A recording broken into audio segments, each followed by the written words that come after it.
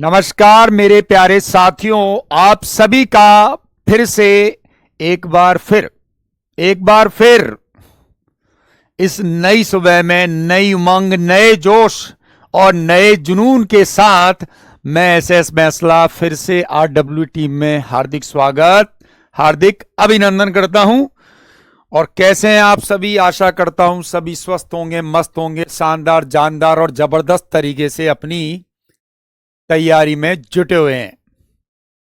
तो सभी विद्यार्थी जल्दी से आ जाइए, क्योंकि आपको पता है 9 बजे, बिल्कुल प्रातः 9 बजे हमारी होती है पहली क्लास।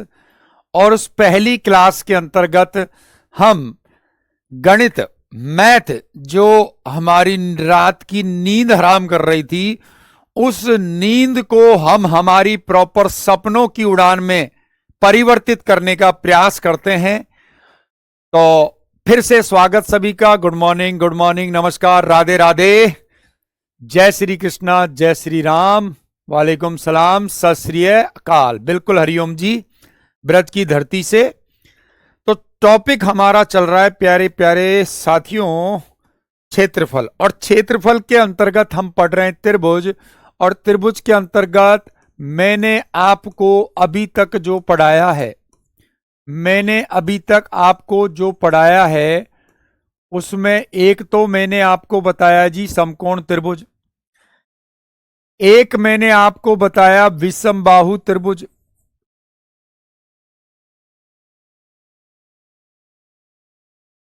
और एक मैंने आपको, थोड़ा सा मैं रिवीजन करवा रहा हूं, कल मैंने आपको बताया था समबाहु त्रिभुज। एग्जाम के दृष्टिकोण से हम अगर बात करें तो ये 3 कंडीशन हैं त्रिभुज के अंतर्गत, तीनों ही मोस्ट इंपॉर्टेंट हैं। पहला, हमारे पास समकोण त्रिभुज का क्षेत्रफल है, जो परीक्षा के दृष्टिकोण से सबसे ज्यादा प्रबल दावेदार होता है। यानी सबसे ज्यादा त्रिभुज से रिलेटेड जो क्वेश्चन पूछे जाते हैं वो समकोण या राइट एंगल ट्राइंगल के होंगे। इंग्लिश में बोलेंगे राइट एंगल ट्रायंगल। अब मुझे एक बार कमेंट में इनके आंसर कीजिए, आप देखते हैं आपको कितना समझ में आ रहा है। अगर मुझे समकोण त्रिभुज का क्षेत्रफल निकालना है तो उसके लिए मेरा फॉर्मूला क्या होगा, बताइए फटाफट।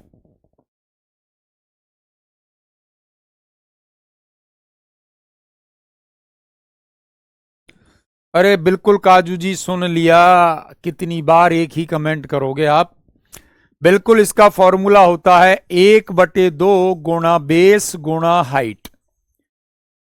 1/2 गुणा बेस गुणा हाइट, या दूसरे अर्थों में हम कहें कि 1/2 को गुणा कीजिए किससे?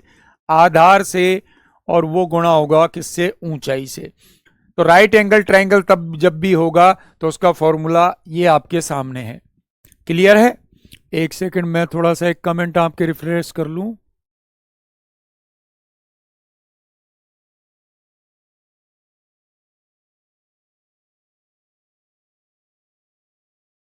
चलिए, हो गए हैं आपके मैसेज भी रिफ्रेश। चलिए, विषमबाहु त्रिभुज का क्षेत्रफल की यदि हम बात करें तो विषमबाहु त्रिभुज जो होता है वो ऐसा त्रिभुज होता है जिसकी सभी भुजाएं अलग अलग होती हैं। तो वहां क्षेत्रफल निकालने के लिए मैंने आपको फॉर्मूला बताया था एस, एस माइनस ए, एस माइनस बी और एस माइनस सी। और इसका आपको लेना है क्या? रूट। और यहां एस का मीन्स होता है ए प्लस बी प्लस सी बाय 2। ए प्लस बी प्लस सी बाय 2, यानी कि आप सभी भुजाओं को जोड़ रहे हो और सभी भुजाओं को जोड़ रहे हो, it means perimeter by 2। S को हम बोलेंगे सेमी पेरीमीटर। कहने का मतलब है अर्ध परिमाप। क्या बोलेंगे इसे? अर्ध परिमाप। यानी सभी भुजाओं का जो योग होगा उसको यदि आप 2 से डिवाइड कर दोगे तो वह आपका कहलाएगा क्या? बिल्कुल बिल्कुल। आगे हम बात करें, वो कहलाएगा आपका अर्ध परिमाप। सभी भुजाओं का योग करोगे परिमाप, 2 का भाग दे दोगे तो अर्ध परिमाप, यह एस होता है। और ए, बी और सी जो होती हैं वो त्रिभुज की होती हैं क्या? भुजाएं। वो त्रिभुज की क्या होती हैं? भुजाएं। अब शर्त ये थी कि विषमबाहु त्रिभुज जो होता है इसकी सभी भुजाएं अलग अलग होती हैं। तो यहां मैंने आपको यह बात भी सिखाई थी कि समकोण त्रिभुज जो होता है, समकोण त्रिभुज भी समबाहु त्रिभुज की श्रेणी में, विषमबाहु त्रिभुज की श्रेणी में जाएगा। इस बात का आपको ध्यान रखना है। विषमबाहु त्रिभुज होता है। और यहां सवाल हल करने के लिए मोस्ट इंपॉर्टेंट कंडीशन होती है ट्रिपलेट्स की। ट्रिपलेट्स का क्रम याद रखें, यह सबसे इंपॉर्टेंट कंडीशन है अगर आप समकोण का सवाल कर रहे हो। अब कल जो मैंने कंडीशन समझाई थी आपको ट्रिपलेट्स की, समकोण के या राइट एंगल ट्रायंगल के, मैंने काफी क्वेश्चन आपको प्रैक्टिस में करवाए हैं। बट टेलीग्राम पर एक कमेंट मेरे पास बहुत ज्यादा आया था कि सर आपने कोई एग्जाम्पल था, कोई क्वेश्चन था कि आपने उसको 15 से काट दिया, वो 15 से नहीं कटेगा। तो आप गौर करिए, बात यह आ रही थी कि अगर राइट एंगल ट्रायंगल आ रहा है और हमें वो कोई भी 3 माप दे रहा है, यानी मान के चलिए कल भी मैंने एक सवाल कराया था जिसमें आपको जो भुजाएं दी गई थी समकोण त्रिभुज की वो दी गई थी ये। इस कंसेप्ट को मैं थोड़ा सा क्लियर कर देता हूं। इस कंसेप्ट में क्या है, बिल्कुल शक्ति से अहमद जी मैंने पढ़ लिया है, ये सब चीजें मैं करवा दूंगा, ये पहले भी मैं आपको समझा चुका हूं चीजों। हमें कब कौन सी चीज कैसे करवानी है ये कृपया करके आप हमें ना बताएं, आपसे हाथ जोड़ के विनती है। मैं मेरे हिसाब से चीजों को समझा रहा हूं, हो सकता है आप बहुत इंटेलिजेंट हो, आप इन सब चीजों को जानते हो, आपकी बुद्धि का स्तर बहुत ज्यादा है, पर इस कक्षा में ऐसे बच्चे भी हैं जिनकी बुद्धि का स्तर बहुत कम है, तो उनको भी हमें साथ लेकर चलना है और टाइमली आपकी सब चीजें हो जाएंगी। ठीक है ना, आप हमें मत बताइए, हमें हमारा काम करने दीजिए। हम अध्यापक हैं, अध्यापक ही रहने दीजिए। आप विद्यार्थी हो, विद्यार्थी की तरह रहिए, आप टीचर ना बने। क्या करना है, कैसे करना है, कब करना है, वो हमारी प्रॉब्लम। ठीक है, इसलिए थोड़ा सा इधर ध्यान दें। चलो देखो, अब बात यह कि एक प्रॉब्लम आ रही है कि सर ट्रिपलेट्स को हम पहचानेंगे कैसे। तो ट्रिपलेट्स को पहचाने के आपके पास 2 तरीके हैं। एक तरीका तो है कि आपको ट्रिपलेट्स याद होने चाहिए। क्या होने चाहिए? याद होने चाहिए। अगर ट्रिपलेट्स याद नहीं है मान के चलिए, तो फिर आपको स्क्वायर करना आना चाहिए। अब आप गौर करिए, 70 है, 70 है तो 70 सबसे बड़ी संख्या होगी, यानी कि कर्ण होगी। पहली शर्त तो दिमाग में ये फिट कर लीजिए, जब भी वो मुझे 3 साइड देगा तो उनमें सबसे बड़ी जो भुजा होगी वो कर्ण होगी। अब मैं कर्ण का स्क्वायर करता हूं तो वो आता है 4900, वो आता है 4900। अगर इन दोनों संख्याओं का, एक को आप बेस मान लीजिए और एक को आप परपेंडिकुलर मान लीजिए, अगर इनका स्क्वायर का योग या टोटल इसी के बराबर होगा तो ये क्या होंगी? तो ये क्या होंगी? ट्रिपलेट्स होंगी। तो 42 कवर गए 64 और 25 में से 8 गए 17, 1764 है 42 का। 56 का अगर हम वर्क करें तो 6 का 36 और 50 25, 25 में 6 जोड़ेंगे 31। अब इन सबको मैंने जोड़ा तो जोड़ने पर मेरा कितना आया? 4900। तो ये दोनों वैल्यू क्या आ गई मेरे पास? बराबर हो गई। तो इससे पता चल रहा है कि 100% ये तीनों क्या है? ट्रिपलेट्स हैं। ये तीनों क्या है? ट्रिपलेट्स। एक तरीका तो ये है जिससे आप पता कर सकते हो कि ट्रिपलेट्स है या नहीं है। अब आप भी समझ रहे होंगे कि सर इस तरीके से अगर हम ट्रिपलेट्स का पता करेंगे तो हमें टाइम ज्यादा लगेगा। अब ज्यादा टाइम लग रहा है तो फिर मैं क्या कर सकता हूं? तो फिर मैं और क्या स्थिति काम में ले सकता हूं? तो आप गौर करिए, आपको ट्रिपलेट्स दिए थे 42 56 56 और 70। अब दूसरा तरीका क्या है कि ये ट्रिपलेट्स है या नहीं है, इसके लिए सबसे बड़ी डिजिट जो है, सबसे बड़ा जो नंबर है उसको ले लीजिए आप। अब आप ये देखिए कि 70 जो है वो किसका मल्टीपल है, या दूसरे अर्थों में मैं कहूं 70 किसके पहाड़े में आता है, और वो भी हमारे ट्रिपलेट्स में से, वो भी हमारे ट्रिपलेट्स में से। तो उनमें से क्या कोई ऐसा ट्रिपलेट्स है जिसमें से ये चीज आपको मिल सके? तो आप गौर करो, आपको मैंने एक कॉम्बिनेशन बताया था 3 4 और 5, बहुत सिंपल कंडीशन थी। मैंने आपको शुरुआत यहीं से करी थी, 3 4 5। बहुत बढ़िया रॉकी जी, 3 4 5। क्या 5 का मल्टीपल 70 है? क्या 5 का मल्टीपल 70 है? तो आप कहोगे बिल्कुल सर है। 5 का 70 में पूरा पूरा भाग जाएगा, बिल्कुल जाएगा तो कितनी बार जाएगा, तो 5 का ये मल्टीपल कितनी बार है, 14 बार है। इसका मतलब ये 5 का 14 बार मल्टीपल है, तो ये भी तो 14 के मल्टीपल में ही होगा, तो 14 चौक 56, और ये भी 14 के मल्टीपल में, तो ये किसके मल्टीपल में हुआ, 3 के में। तो अपने आप मुझे पता चल गया कि 3 4 5 का जो कॉम्बिनेशन है उसको यदि मैं 14 14 14 से गुणा करूंगा तो मेरे को 42 56 और 70 प्राप्त हो जाएंगे। एक कंडीशन ये। दूसरी कंडीशन मैं ये कर सकता था कि 42 है, 56 है और 70 है। अब मैं देखता हूं कि ये 10 का मल्टीपल है, ये किसका मल्टीपल है, 10 का, और कितनी बार है, 7 बार। अब 10 का कॉम्बिनेशन किसके साथ बनता है, 6 और 8 के साथ। तो 8 को 7 से गुणा किया 56, 6 को 7 से गुणा किया तो 42। इसका मतलब कंफर्म है कि ये तीनों क्या हैं, ट्रिपलेट्स हैं। ये तीनों क्या हैं, ट्रिपलेट्स हैं। इससे आप ट्रिपलेट्स का पता कर सकते हो। और वैसे देखो, किस्मत खराब होती है तो एक अलग बात है, बाकी मेरे अकॉर्डिंग कोई किस्मत खराब नहीं होती। आप इजी वे में पहचान सकते हो कि जब बड़ी संख्या आपको मिल रही है ना, तो वहां हेरोन का सूत्र लगाने की अपेक्षा कहीं ना कहीं समकोण की कंडीशन अप्लाई होगी। अगर वो विषम बाहु से सवाल करवाना चाह रहा है तो वहां तीनों भुजाएं अलग अलग देगा। तीनों भुजाएं अलग अलग जो देगा ना, उस अलग अलग भुजाओं में भुजाओं का जो मान होगा, जो वैल्यू होगी, वो छोटी होगी। कभी भी इतनी बड़ी बड़ी डिजिट से वो आपको हेरोन का सूत्र अप्लाई नहीं करवाएगा। और इसी के अंतर्गत एक संख्या थी, कल पूरा मुझे याद नहीं है, बट उसमें 195 था, तो मैंने उसको 13 से काटा था तो 15 आया था। तो वहां मैं भाग नहीं दे रहा हूं 15 का या 13 का, वहां सर कॉम्बिनेशन 3 4 5 का समझ नहीं आया। पुरानी क्लास देखना मनु, आएगा समझ में, बिल्कुल आएगा। 3 4 5 का कॉम्बिनेशन सबसे इजी है। 2 दिन पहले की क्लास देखना, नहीं समझ में आता तो फिर मैं बताऊंगा। अब कंडीशन ये है कि यहां मैंने उसको 13 या 15 से नहीं काटा था, मैं ये कह रहा था उस जगह पर कि ये किससे कट सकती है।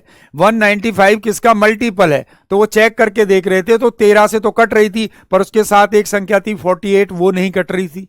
तो वैसे चेक करना पड़ता है। अब यहां तीनों का मल्टीपल देखा तो 7 का भी मल्टीपल है, 14 का भी मल्टीपल है, इस तरीके से देखना पड़ेगा। ठीक है ना। तो ये चर्चा हम कल कर चुके थे। अब कल जो हमने लास्ट में कंडीशन समझी थी वो थी समबाहु त्रिभुज। वो कौन था, समबाहु त्रिभुज। और समबाहु त्रिभुज के बारे में मैंने आपको बताया था कि समबाहु त्रिभुज जो होता है, इक्विलैटरल ट्रायंगल जो होता है, इसकी विशेषता ये होती है कि इसकी तीनों भुजाएं क्या होती हैं, समान होती हैं। समबाहु त्रिभुज जो होता है, इसकी तीनों भुजाएं क्या होती हैं, समान होती हैं। और तीनों भुजाएं समान है तो इसमें कुछ विशेषताएं मैंने आपको बताई थी कि तीनों भुजाएं समान है तो प्रत्येक कोण कितने डिग्री का होगा, 60 डिग्री का होगा।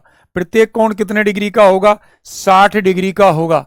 और तीनों भुजाएं समान है, तीनों भुजाएं समान है तो इसका जो क्षेत्रफल है या एरिया जो है वो अगर हम निकालें तो क्षेत्रफल के लिए मैंने आपको फॉर्मूला बताया था, √3/4 गुणा भुजा का स्क्वायर। √3/4 गुणा भुजा का स्क्वायर, यानी भुजा को हम क्या बोलेंगे, ए बोल सकते हैं। भुजा को हम क्या बोल सकते हैं, ए। तो ए का स्क्वायर, यानी इसकी ये भुजा ए है, ये भी भुजा ए है, ये भी भुजा ए है। या दूसरे अर्थों में कहूं, ए बी बराबर बी सी बराबर ए सी है। क्लियर है। अब ये फॉर्मूला आप तभी अप्लाई कर पा रहे थे जब आपको क्या पता हो, भुजा या साइड पता हो। लेकिन एग्जामिनर जान करके क्या करेगा, भुजा नहीं देगा जी, वो आपको क्या करेगा, इस प्रकार से, वो इस प्रकार से क्या कर देगा, आपको एक लंब खींच देगा। लंब खींच देगा का मतलब क्या होगा, ये जो इसका वर्टेक्स है, जो इसका शीर्ष है, उस शीर्ष से एक भुजा चलेगी और वो सामने वाली भुजा को 2 बराबर भागों में बांट देगी। तो ये जो भुजा मेरे पास आ रही है, इसको मैं बोलूंगा माध्यिका। इसको मैं बोलूंगा माध्यिका। क्या बोलूंगा, माध्यिका बोलूंगा। लेकिन कई कई जगह पर इसका नाम आपको ऊंचाई भी मिल सकता है। इसका नाम आपको क्या मिल सकता है, ऊंचाई भी मिल सकता है, या वो हो सकता है लंब शब्द भी आपको दे दे। तीनों चीजें एक ही होंगी, इनमें कोई फर्क नहीं पड़ेगा। तीनों चीजें एक ही होंगी। और इस कंडीशन में अगर मुझे क्षेत्रफल निकालने की नीड पड़ रही है तो क्षेत्रफल का सूत्र होता है h² √3, या हिंदी में हम कहें तो ऊंचाई का स्क्वायर, ऊंचाई का स्क्वायर बटे √3। ये दूसरा फॉर्मूला होता है किसका? समबाहु त्रिभुज के क्षेत्रफल का। दो सूत्र हमारे पास हैं, √3/4 गुणा भुजा का स्क्वायर, जब भुजा हमें पता है। दूसरा सूत्र है क्षेत्रफल बराबर h² बटे √3, यानी ऊंचाई का स्क्वायर बटे क्या? √3। अब ये ऊंचाई हमने जब प्राप्त की तो हमने क्षेत्रफल निकाल लिया। कुछ सवाल ऐसे होंगे जहां पर वो डायरेक्ट आपसे h पूछेगा। h कब पूछेगा? भुजा देकर, यानी यहां आप कंडीशन ध्यान रख सकते हो, भुजा देकर h यानी ऊंचाई, माध्यिका, जो भी आप बोलना चाहो, पूछी जाए तो हम क्या करेंगे?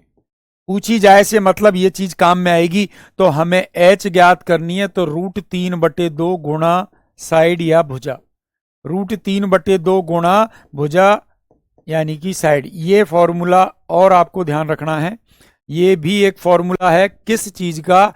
अगर समबाहु त्रिभुज की भुजा दे करके आपसे ऊंचाई पूछी जाए, या कोई ऐसी कंडीशन मिल रही है जहां मुझे ऊंचाई से काम है बट वो मेरे पास नहीं है, तो फॉर्मूला लग जाएगा h बराबर √3/2 गुणा भुजा। अब चूंकि भुजा और ऊंचाई में क्या संबंध होता है ये आपके सामने, तो आप गौर करिए। इसी से तो दूसरा सूत्र बन जाएगा। दूसरा सूत्र क्या बन जाएगा? h दी गई हो, h दी गई हो तो भुजा ज्ञात करना, h दी गई हो तो भुजा ज्ञात करना। भुजा ज्ञात करना मतलब ऊंचाई देकर अगर भुजा पूछ रहा है तो भुजा के लिए मेरा जो फॉर्मूला होगा, साइड ज्ञात करने के लिए जो मेरी कंडीशन होगी वो होगी 2h बटे √3, या 2 को गुणा करिए ऊंचाई से और उसमें भाग लग जाएगा किसका? √3 का। तो क्षेत्रफल के दो सूत्र हमारे पास हैं, √3/4 गुणा भुजा का स्क्वायर या ऊंचाई का स्क्वायर बटे √3। अगर हमसे ऊंचाई पूछ रहा है तो √3/2 मल्टीप्लाई साइड या भुजा करेंगे, और यदि वो मुझसे भुजा पूछ रहा है तो मैं क्या करूंगा? 2h/√3 या 2 गुणा ऊंचाई बटे √3। यहां तक बातें क्लियर हुई या नहीं हुई? फटाफट कमेंट में बताइए, बताओ फटाफट, फिर हम आगे बढ़ेंगे।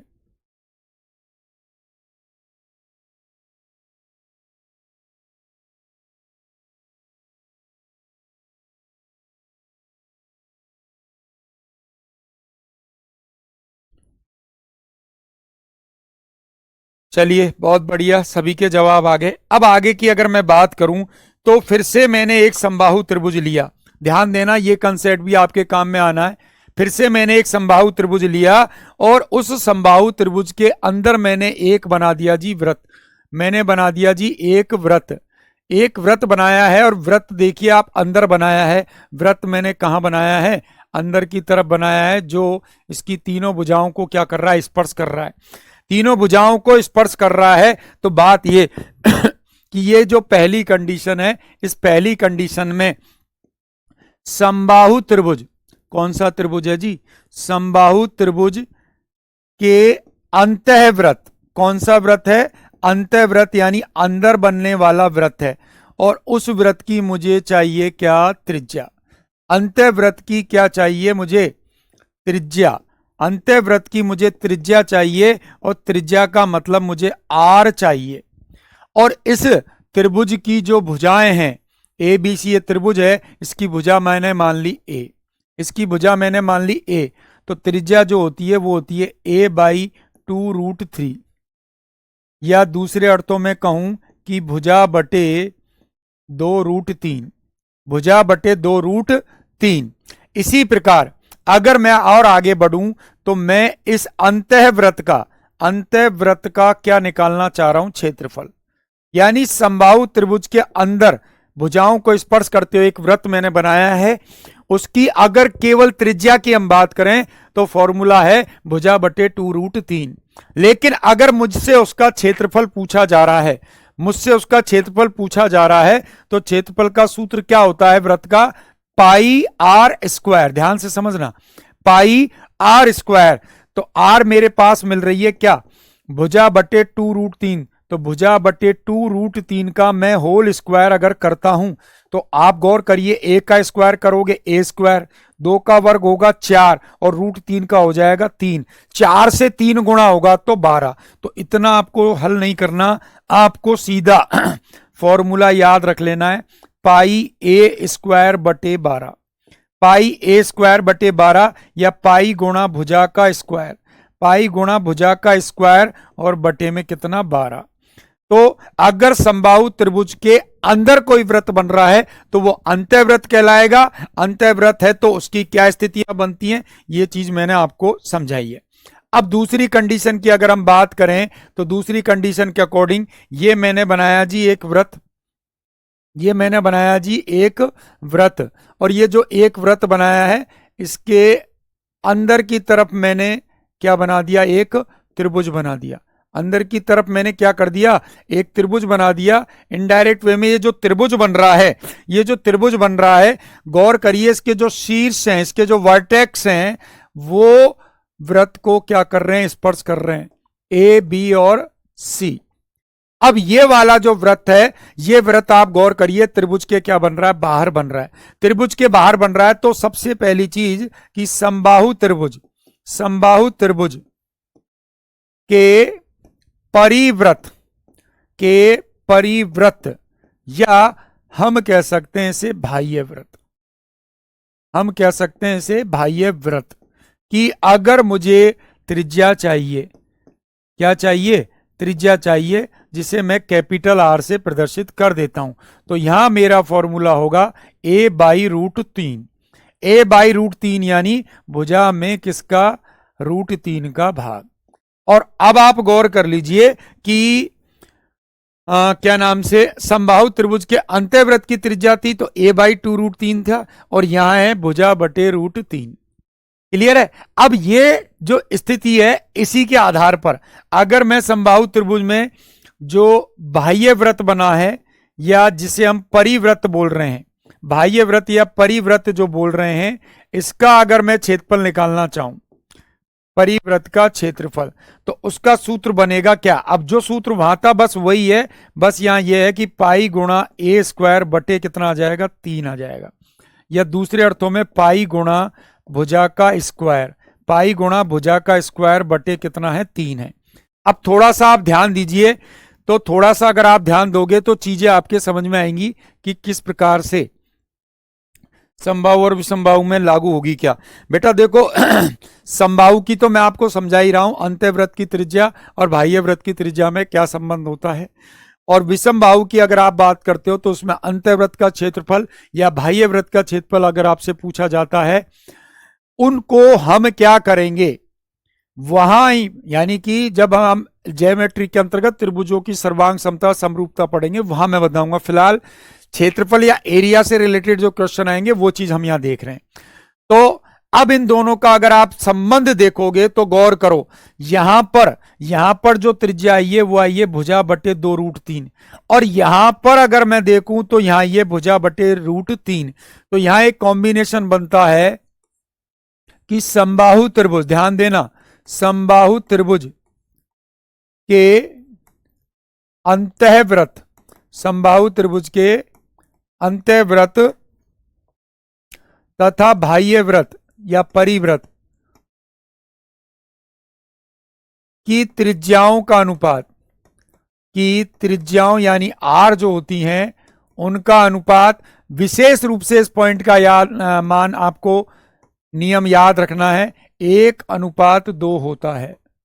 1 क्या होता है, 2 होता है। डायरेक्ट आपके एग्जाम में सवाल मिलेंगे, और एग्जाम में जब सवाल मिलेंगे तो कहीं ना कहीं चीजें आपको अच्छे से याद होनी चाहिए, इस बात का आपको विशेष ध्यान रखना है, ठीक है ना, इस बात का आपको विशेष ध्यान रखना है। समबाहु त्रिभुज के अंतःव्रत और परिव्रत की त्रिज्याओं का अनुपात कितना होगा, 1:2 होगा। अब 1:2 तो किसका अनुपात है, त्रिज्याओं का। अगर त्रिज्याओं का अनुपात 1:2 है तो क्षेत्रफल का अनुपात, तो क्षेत्रफल का अनुपात 1:4 होगा। तो क्षेत्रफल का अनुपात 1 क्या होगा, 4 होगा। ये दो चीजें आपको डायरेक्ट याद रखनी है, क्योंकि डायरेक्ट यहां से क्वेश्चन बन जाता है। वो सीधा ही पूछ लेगा कि एक समबाहु त्रिभुज के अंतःवृत्त और परिवृत्त की त्रिज्याओं का अनुपात क्या होगा या क्षेत्रफल क्या होगा। पूरा मुझे हल करने की आवश्यकता नहीं है, सीधा मैं फॉर्मूले से इन चीजों को हल कर सकता हूं। अब मुझे एक बार कमेंट सेक्शन में सभी विद्यार्थी कमेंट करके बताएंगे कि यहां तक आपकी चीजें क्लियर हुई या नहीं, क्योंकि ट्रायंगल की ये लास्ट क्लास है। यूं समझिए अब आपका ट्रायंगल बिल्कुल लास्ट स्टेज पे पहुंच चुका है। जिस टाइप के सवाल हम पूछते हैं वो सर 1:2 कैसे होगा, वेरी गुड। आप देखिए, जब मैं अंतःवृत्त ले रहा हूं, अंतःवृत्त ले रहा हूं और उसकी त्रिज्या ले रहा हूं, तो फॉर्मूला क्या है, a/2√3। लेकिन जब मैं परिवृत्त ले रहा हूं तो परिवृत्त का फॉर्मूला देखिए क्या है, त्रिज्या का a/√3। तो आप गौर करोगे, ध्यान दोगे, तो a से a कैंसिल होगा, √3 से √3 होगा और वज्र गुणन होगा, तो ये बनेगा 1:2। 1:2 इस प्रकार से विकास जी 1:2 आया है। और अगर आप दिमाग में आ रहा है कि अगर रेशियो किसका, आर का 1:2 है, तो क्षेत्रफल 1:4 कैसे हुआ, तो क्षेत्रफल के लिए आप सूत्र क्या लगाओगे, πr1² और रेशियो πr2²। अब आप गौर करो, पाई से पाई कट जाएगा, यहां r1 1 आ रही है तो 1 का स्क्वायर करोगे, यहां 2 आ रही है तो 2 का स्क्वायर करोगे। तो क्षेत्रफल की अगर हम बात करें तो क्षेत्रफल का रेशो 1:4 या 1:4 आता है। आशा करता हूं दोनों एक बार पहले वाली क्या है स्लाइड का रिवीजन करा दो प्लीज सर। बेटा मैंने आज ये रिवाइज ही किया है, सारी चीजें जितनी भी थी सारी। और रिवीजन की सीधी सी बात है कि क्लास फ्री होने के बाद एक बार 2x स्पीड से रिपीट कर लेना, सारी चीजें क्लियर हो जाएंगी। तो इतनी चीजें अगर आपकी क्लियर है तो पहला सवाल आपकी स्क्रीन पर है, फटाफट से कमेंट सेक्शन में दीजिए जवाब कि क्या इस प्रश्न का आंसर होगा। एक समबाहु त्रिभुज की ऊंचाई दी गई है, परिमाप बताना है।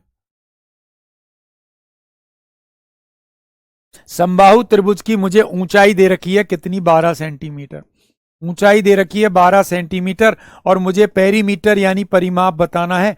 और समबाहु त्रिभुज की तीनों भुजाएं समान होती हैं, कल ही बताया है, 3 गुणा भुजा, 3 गुणा भुजा यानी भुजा मुझे चाहिए। अब आप गौर कर लीजिए, एच आपको दे रखी है और आपको भुजा ज्ञात करनी है।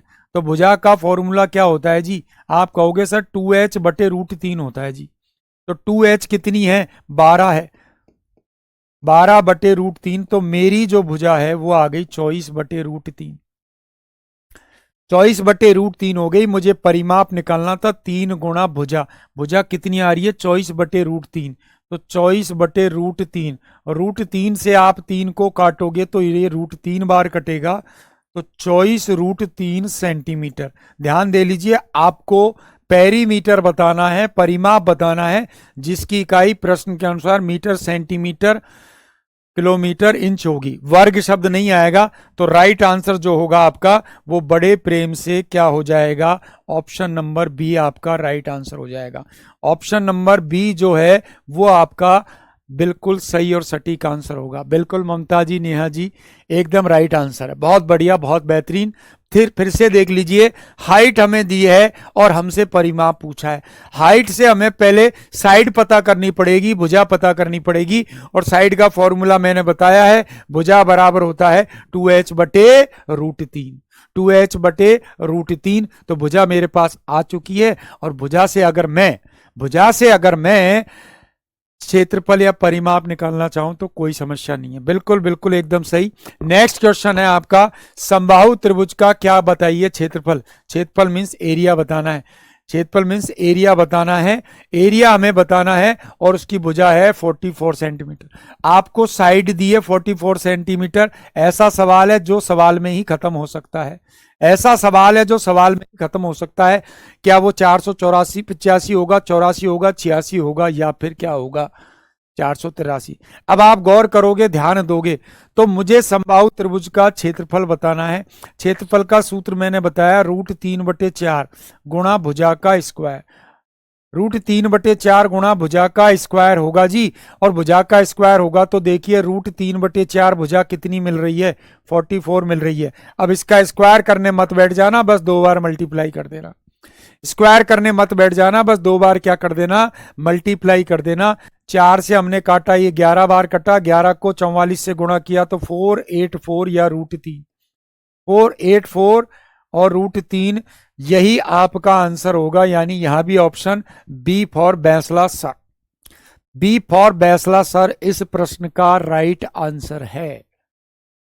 बहुत ही बेहतरीन। सी कैसे आ गया नेहा जी? बेटा जी देखो जी, √3/4 गुणा भुजा का स्क्वायर, साइड हमें दिए 44 सेंटीमीटर, उसका स्क्वायर करने की कोई नीड नहीं है, डबल बार लिख दीजिए, स्क्वायर ही है। 4 से जब आप कटिंग करोगे 11 बार, 11 को 44 से मल्टीप्लाई करोगे तो 484 आएगा, 484 आएगा, और वही मेरा आंसर हो जाएगा। आगे बात समझ में? बहुत बढ़िया, very good Sanjay ji. Next question है, उस समबाहु त्रिभुज की भुजा की लंबाई ज्ञात कीजिए जिसका क्षेत्रफल है 4√3 वर्ग इकाई। अब की बार एरिया हमें खुद दे रहा है, कौन? सवाल। अब हमें बताना है कि भुजा कितनी। कोई बात नहीं, सॉरी बोलने की जरूरत नहीं है। देखो, गलतियां नहीं करोगे तो सीखोगे कैसे, और सीखोगे नहीं तो सुधरोगे कैसे, और सुधरोगे नहीं तो सफल कैसे होगे। तो सॉरी वॉरी मत बोला करो, ध्यान दिया करो बस सवालों पर।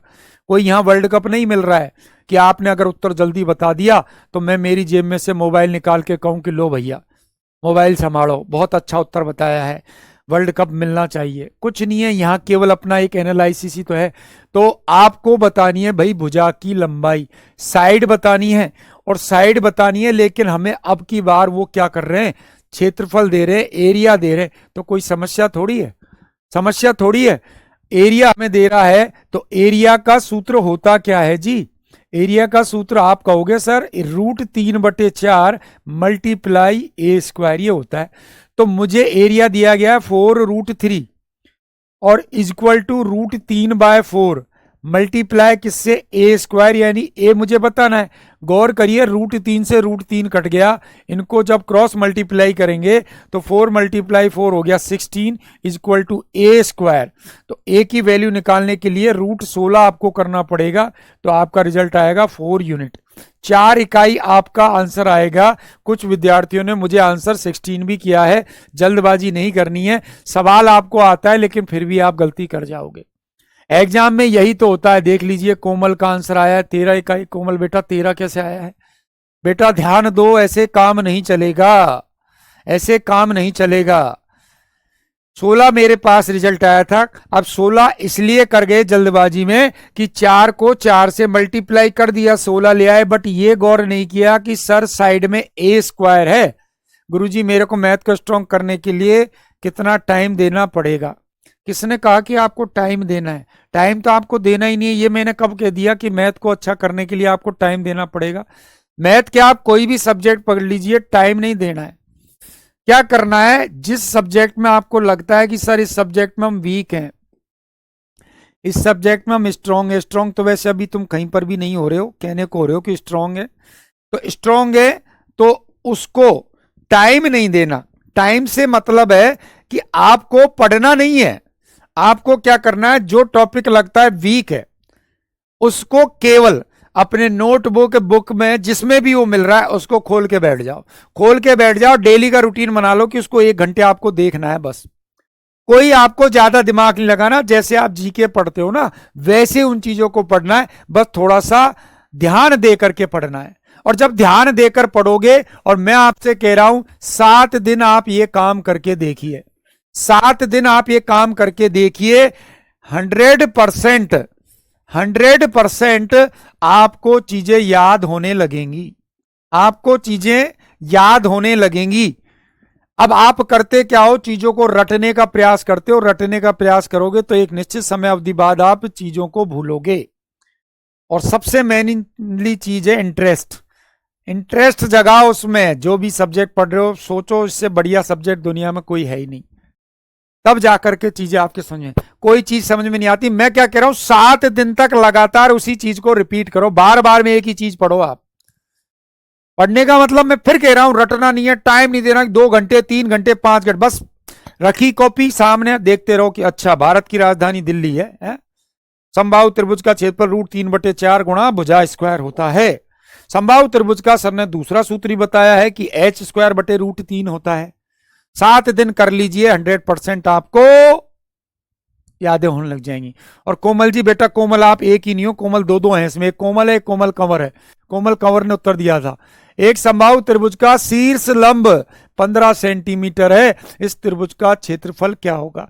समबाहु त्रिभुज का शीर्ष लंब आपको दे रहा है और उसका आपको क्या बताना है? एरिया बताना है। कोई प्रॉब्लम वाला सवाल नहीं है। यहां कंडीशन क्या है? मैंने आपको बताया था कि जरूरी नहीं है कि वो हमेशा आपको भुजा ही दे, कभी कभी उसके जब जमेगा ना तो भुजा ना दे करके वो आपको क्या करेगा?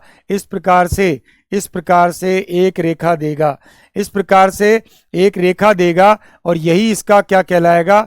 शीर्ष लंब कहलाएगा। मैंने बताया था शीर्ष लंब बोल सकता है, इसके लिए वो माध्यिका शब्द यूज कर सकता है, इसके लिए वो ऊंचाई शब्द भी यूज कर सकता है। आपको सारे शब्द याद होने चाहिए। माध्यिका को इंग्लिश में बोला जाता है मेडियन, माध्यिका को इंग्लिश में बोला जाता है मेडियन। तो हमें यह दिया गया है कितना सेंटीमीटर? 15 सेंटीमीटर दिया गया है और मुझे बताना है क्षेत्रफल। अब क्षेत्रफल के लिए मैंने सूत्र क्या बताया था कि ये जो आपको मिल रहा है इसका वर्ग कर दीजिए। तो 15 का मैं वर्ग करूंगा और उसमें भाग दूंगा किसका? √3 का। 15 का वर्ग करके √3 का। बिल्कुल क्षमा कीजिए, मुझसे बहुत बड़ी गलती, बहुत बड़ा अपराध हो गया कि कोमल कंवर की जगह मैंने कोमल बोल दिया है। इन फ्यूचर में मैं ध्यान रखूंगा कि मैं नाम लूंगा ही नहीं, जिससे समस्या ही ना हो, है ना। बहुत बड़ी गलती कर दी, कितना तगड़ा आरोप लग गया कि अरे सर कैसे कर दिया आपने, है मेरे घर वालों ने इतना बढ़िया नाम रखा है। तो 225/√3 ये मेरा आंसर है। बट ऑप्शन मैंने देखे तो कोई भी ऑप्शन मुझे ऐसा नहीं मिल रहा जो फ्रैक्शन के रूप में या भिन्न के रूप में। तो यहां पे एक कंसेप्ट समझ लीजिए, ध्यान दीजिए। आप किसी भी प्रश्नावली या किसी भी टॉपिक को सॉल्व कर रहे हो और उसमें आंसर आपका फ्रैक्शन के रूप में आ रहा है, लेकिन फ्रैक्शन आप जो लेते हो उसमें जो हर होता है, वो अगर रूट में हो, ध्यान दे लीजिए, हर होता है और वो रूट में होता है, तो रूट में ऐसी संख्या हो जो पूर्ण वर्ग नहीं है तो उसका किया जाता है परिमेयकरण। क्या किया जाता है? परिमेयकरण, यानी फैक्टराइजेशन। इसका मतलब ऊपर नीचे इसी से गुणा कर दो, और सेम संख्या से अंश और हर को गुणा कर रहे हैं तो संख्या पर कोई प्रभाव नहीं पड़ेगा। अब प्रभाव क्या पड़ा? 225√3 है और √3 को √3 से मल्टीप्लाई करोगे, कोई भी रूट की संख्या रूट से ही गुणा हो रही है तो उसका रिजल्ट ये निकलता है कि रूट हट जाएगा। तो यहां आ जाएगा 3 और 3 से कट जाएगा बच्चों 75 बार। तो उत्तर आ गया मेरा 75√3 वर्ग सेंटीमीटर, यानी option number B is the perfect and right answer. Option number B मेरा परफेक्ट और राइट आंसर हुआ। समझ में आई मेरी बात? मैं क्या समझाना चाह रहा था आपको? मैंने आपसे कहा कि अगर कोई भी प्रश्नावली आप कर रहे हो और उस प्रश्नावली में आपका जो आंसर है वो फ्रैक्शन के रूप में आ रहा है और उस फ्रैक्शन में हर में ऐसी संख्या हो जो परफेक्ट स्क्वायर नहीं है, तो ऊपर नीचे उसी संख्या से गुणा करके हमें वो स्क्वायर करके रूट हटाना है, वो आपका आंसर होगा। इस बात का विशेष ध्यान रखेंगे। चलिए आगे बढ़िए। नेक्स्ट क्वेश्चन है आपका, उस समबाहु त्रिभुज का क्षेत्रफल का संख्यात्मक मान। एक समबाहु त्रिभुज के क्षेत्रफल का संख्यात्मक मान इसके परिमाप के संख्यात्मक मान का दुगुना है। उपरोक्त त्रिभुज का क्षेत्रफल क्या है? बहुत ही अच्छा और बहुत ही बढ़िया सवाल, बहुत अच्छा सवाल है। क्या कह रहा है? ध्यान दीजिए। एक समबाहु त्रिभुज का एरिया जो है, एक इक्विलेटरल ट्राइंगल जो है उसका एरिया की हम बात करें तो एरिया का सूत्र क्या होता है? आप कहोगे सर √3/4 मल्टीप्लाई ए स्क्वायर। इसका संख्यात्मक मान यानी इसकी जो डिजिटल वैल्यू है, या यूं समझ लीजिए इसकी नंबर जो वैल्यू है वो इसकी पेरीमीटर की, इसके परिमाप की पेरीमीटर की जो ओरिजिनल वैल्यू है उसका कितना है? डबल है। तो पेरीमीटर यानी परिमाप जो होता है समबाहु त्रिभुज का वो होता है 3 गुणा ए। अब आप गौर कर लीजिए, एरिया इसका कितना, 2 गुना है, कितना है 2 गुना, तो बराबर कर दीजिए और इसको गुणा कर दीजिए 2 से, बराबर कर दीजिए और इसको कर दीजिए 2 से गुणा। मुझे क्या बताना है, एरिया बताना है, एरिया बताना है, एरिया बताना है मतलब क्षेत्रफल बताना है। क्षेत्रफल के लिए या तो ऊंचाई चाहिए या फिर भुजा चाहिए। तो अब इसको जब मैं सॉल्व करता हूं तो ए स्क्वायर से ये ए तो क्रॉस हो गया, ए बराबर क्या आया जी, 4 दूनी 8 तिया 24, 24/√3, 24/√3 ये मेरी ए आ गई। और मुझे एरिया बताना है तो मेरा सूत्र क्या कहता है, √3/4, √3/4 गुणा भुजा का स्क्वायर। तो 24 गुणा 24/√3 गुणा √3। अब √3 से √3 कैंसिल, 4 से 4 6 बार कैंसिल, अब वही 24 छिक्के 144, 144/√3 ये मेरे प्रश्न का आंसर होता है। लेकिन फिर से वही बात आ गई, 144 तो मुझे कहीं दिख ही नहीं रहा, तो इसका भी मैं फैक्टराइजेशन √3/√3 करूंगा, तो √3 से कट जाएगा 48 बार, मतलब 3 हो जाएगा ना, तो 48√3 वर्ग सेंटीमीटर। ऑप्शन नंबर सी मेरे प्रश्न का हो जाएगा आंसर, बी और डी नहीं होगा बेटा। दोबारा देख लो, समबाहु त्रिभुज का क्षेत्रफल का फॉर्मूला होता है √3/4 मल्टीप्लाई ए स्क्वायर। ये बराबर है किसके, उसके परिमाप के संख्यात्मक मान का दुगुना है। तो परिमाप होता है 3 गुणा भुजा या 3 मल्टीप्लाई ए, 3 गुणा भुजा परिमाप का सूत्र, उसका क्षेत्रफल दुगुना है, तो बराबर करने के लिए इसे 2 से गुणा कर देंगे। इसको सॉल्व करने पर मेरे पास जो भुजा आ रही है, मेरे पास जो साइड आ रही है वो आ रही है 24/√3, √3/4 का फॉर्मूला लगाकर मैं सूत्र को जब सॉल्व करता हूं तो एट कंडीशन मेरा लास्ट आंसर बनता है 48√3। बिल्कुल अशोक जी, वीरम जी, ममता जी, एकदम सही उत्तर दिया है आपने। अगला क्वेश्चन है, एक समबाहु त्रिभुज की क्या बतानी है, माध्यिका की लंबाई जो है वो x है जी, तो त्रिभुज का क्षेत्रफल है। आपको डायरेक्ट कह रहा है कि समबाहु त्रिभुज की माध्यिका जो है ना वो कितनी है, अपने पास x है और हमें क्षेत्रफल बताना है। इससे ज्यादा इजी और सरल सवाल कोई बन सकता है क्या, क्षेत्रफल हमें बताना है एरिया। अब चूंकि उसने अब की बार मुझे माध्यिका दी है तो माध्यिका को ही मैं ऊंचाई बोल रहा हूं, तो h का स्क्वायर बटे √3 ये फॉर्मूला लगेगा। h मेरी दी कितनी है, माध्यिका मीडियन मुझे दिया कितना है, x का स्क्वायर बटे √3, ये मेरा आंसर हो गया। लेकिन बार बार मैं एक ही चीज बोल रहा हूं कि अगर आपको आंसर इस तरीके से मिल रहा है जिसमें आपके हर में रूट वाली संख्या वो परफेक्ट स्क्वायर नहीं है, तो आपको उसे क्या करना पड़ेगा, परिमेयकरण करना पड़ेगा। और परिमेयकरण करने के लिए हम क्या सीख रहे हैं कि सर ऊपर नीचे उसी से गुणा कर दो, तो आपने कहा और मैंने गुणा कर दिया। अब इसमें ऊपर तो रहेगा √3 x स्क्वायर और इसको गुणा करेंगे तो रूट हट जाएगा, तो बटे में 3, ये मेरा आंसर आ जाएगा। और ये मुझे मिल रहा है ऑप्शन नंबर डी में, ऑप्शन नंबर डी में। मेरे पास ये भी कमेंट आ रहे हैं, बच्चे कहते हैं कि सर आप वर्कशीट दे रहे हो, क्लास में भी आप एमसीक्यूज करवा रहे हो, तो क्या ये सफिशिएंट हैं कि इनसे पेपर बाहर तो नहीं जाएगा। तो सुन लो अच्छे से, आज ये भी तुम्हारी चीजें क्लियर कर देता हूं। ये आप कंफर्म मानिए, आपके 50 क्वेश्चन आएंगे एग्जाम में, तो 50 में से मैं ज्यादा तो नहीं कह सकता, इतना मुझे पूर्ण विश्वास है, पूर्ण कॉन्फिडेंस है, एक जो अनुभव है हमारे पास उसके अकॉर्डिंग हम आपसे कह सकते हैं कि कम से कम 45 से 48 प्रश्न, ध्यान दे लीजिए कितना बड़ा टारगेट मैं दे रहा हूं, 45 से 48 प्रश्न में से कुछ प्रश्न ध्यान दे लो, मैथ में बहुत बड़ा ऐलान है ये, कुछ प्रश्न हु बहू को जानते हो, हु की जो बहू है, हु की जो बहू है वो हु बहू कहलाती है, ठीक है ना। हु बहू किस में से मिल सकते हैं, आपकी जो क्लास चल रही है उसमें से मिलेंगे, या फिर आपकी वर्कशीट जो है उसमें से क्वेश्चन आपको एग्जाम में मिलेगा, या फिर आपको जो मैराथन मिलेंगी उनमें से, तथा शेष पैटर्न के अनुसार पैटर्न के अनुसार का मतलब है, इसका क्या तात्पर्य है कि अभी ये मैंने सवाल करवाया तो मैंने कहा कि एक समबाहु त्रिभुज की माध्यिका की लंबाई कितनी है, x है। लंबाई कितनी है, x है। त्रिभुज का क्षेत्रफल बताओ। अब एक तो होता है कि ये का यही सवाल आपको एग्जाम में मिल जाएगा, ये का यही सवाल एग्जाम में मिल गया तो वो तो बनेगा कौन, हु बहू, हु की जो बहू है वो मिल जाएगी तुम्हें एज इट इज। अरे बिल्कुल ममता जी, मुझे पता नहीं था इसको एज इट इज बोलते हैं। हाँ जी बेटा देख लेना, इसको एज इट इज जी बोलते हैं ना। हाँ वो क्या है, मेरी अंग्रेजी थोड़ी सी ज्यादा ही सही है, ठीक है ना। ये तो क्लास वर्कशीट मैराथन से मिल जाएंगे। और शेष पैटर्न के अनुसार, पैटर्न के अनुसार मतलब यहां माध्यिका x दी। अब हो सकता है सवाल में कह दे कि एक त्रिभुज की माध्यिका की लंबाई 5 है, क्षेत्रफल ज्ञात करो। यानी जो पैटर्न आपको सिखाया उस तरीके का सवाल है। अब यह आपके ऊपर डिपेंड करता है कि आप इनमें से कितने सवाल कर सकते हैं।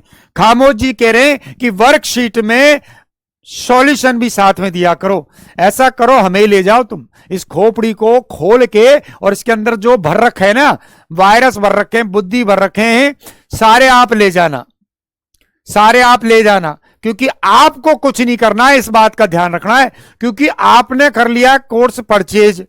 अब गुरु जाने टीचर्स जाने आपको क्या मतलब है, अब आपको नहीं पढ़ना है, अब टीचर ही पढ़ेंगे, टीचर ही सवाल सॉल्व करेंगे, टीचर ही प्रैक्टिस करेंगे, टीचर ही टाइम का ध्यान रखेंगे, टीचर ही क्लासों को रिपीट, सब काम टीचर को ही करना है, आपको कुछ नहीं करना है। इस बात का विशेष रूप से ध्यान रखना है। घर वाले कहेंगे, नाते रिश्तेदार कहेंगे पढ़ ले, बेटा नहीं पढ़ना है ना। ये नाते रिश्तेदार माता पिता कैसे समझे हमारी आजादी को, हमारे फ्रीडम को, है हमें पढ़ना नहीं है।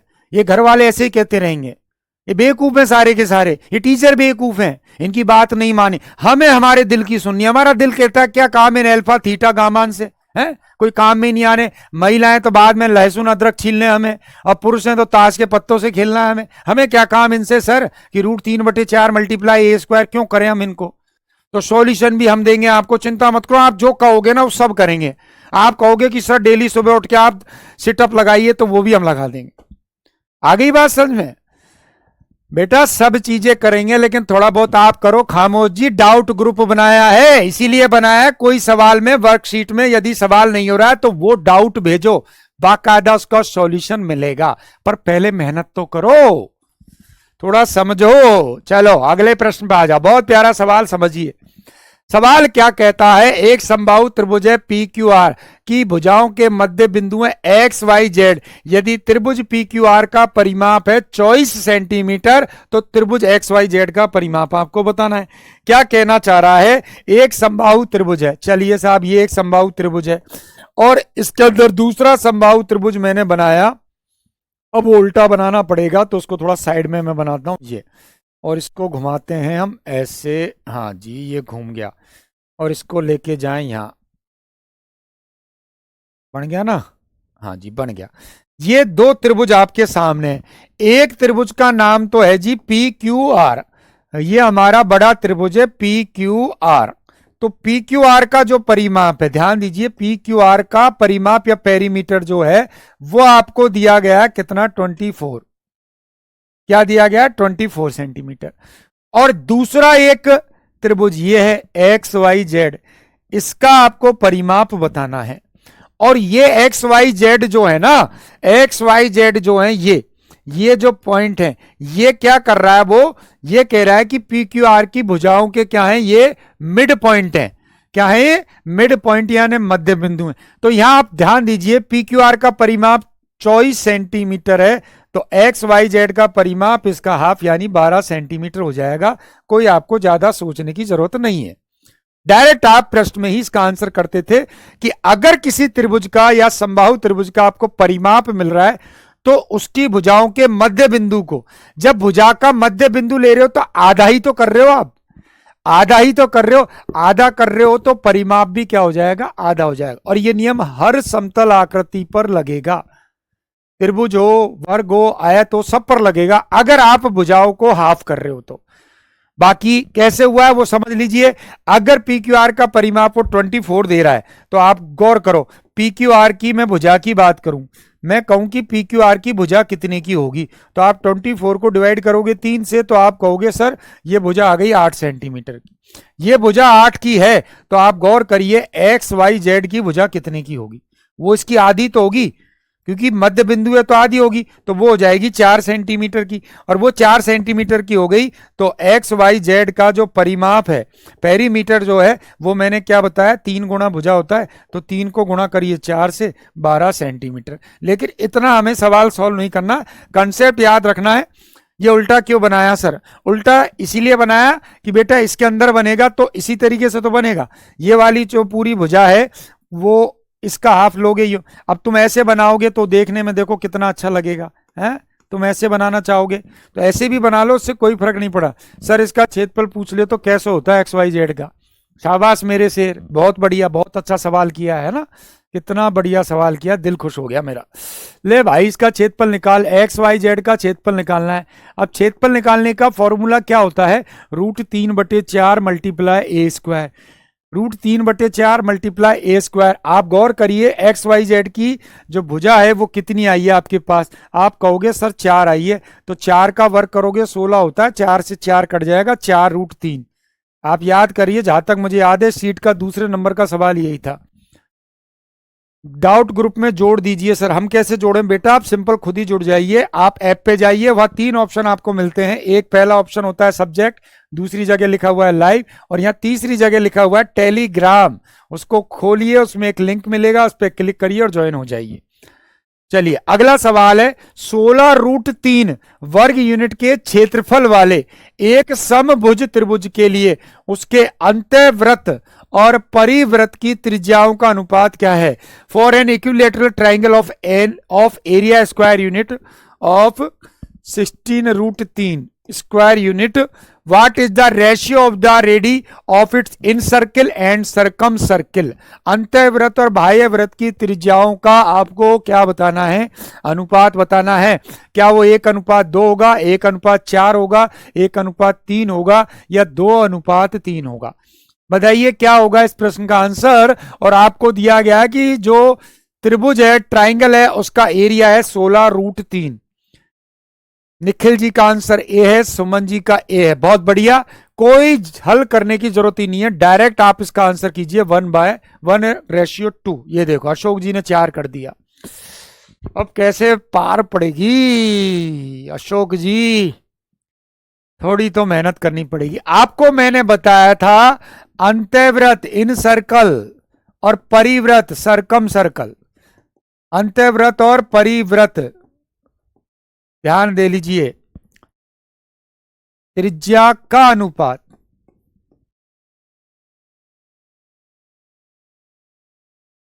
ये होता है जी 1:2। क्षेत्रफल का अनुपात पूछ ले, वो होता है जी 1:4।